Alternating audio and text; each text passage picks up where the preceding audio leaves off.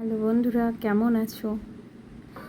আশা করি সবাই ভালো আছো। আজকে আমি মাটন কারি শেখাবো। সর্ষে তেলে যে একটা তেজপাতা দিয়ে আমি খুব ভালো করে গরম করে নিচ্ছি প্রেশার কুকারটা। তার মধ্যেই সব রকম মশলা দিয়ে মাটনটা মাখিয়ে রেখেছিলাম। দই, পেঁয়াজ বাটা, রসুন বাটা, লঙ্কা বাটা, পেঁয়াজ কুচি, লবণ, হলুদ, কাশ্মীরি লঙ্কা সব রকম দিয়ে আমি মাখিয়ে নিয়ে প্রেসার কুকারে দিয়ে কষে নেব। বেশ ভালোভাবে কষিয়ে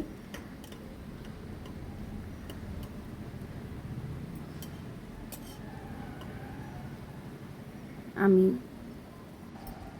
এবার ধনে পাতা কুচানোটা দিয়ে দিচ্ছি, দিয়ে আরও একবার ভালোভাবে নেড়ে নেব।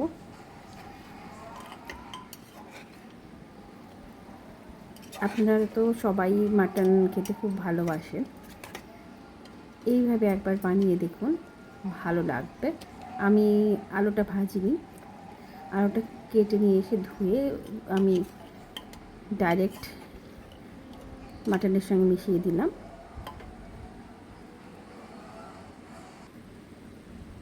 এবারে আমি বাটা গরম মশলাটা দিয়ে দিলাম। কেন বাটা গরম মশলার দিয়ে রান্না করলে চিকেন হোক বা মাটন খুব টেস্টি হয়।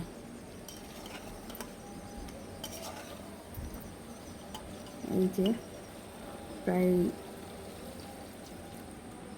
হয়ে এসছে, এবার আমি জল ঢেলে দিচ্ছি।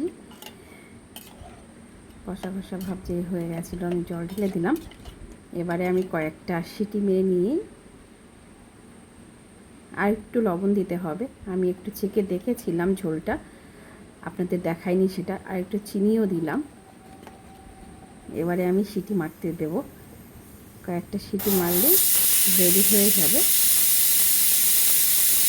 Mutton curry.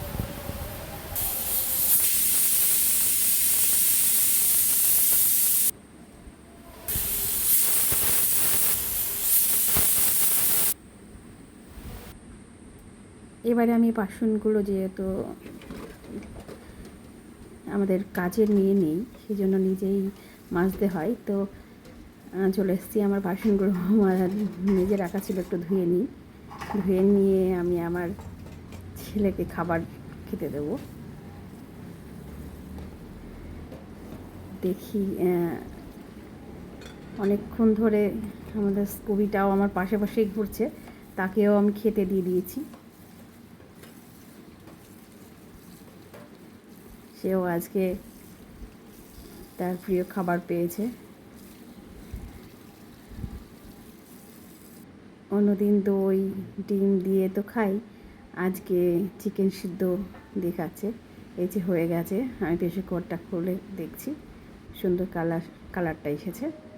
এবার আমার ছেলেকে খেতে দিলাম। আপনারাও চলে আসুন, আমন্ত্রণ রইল।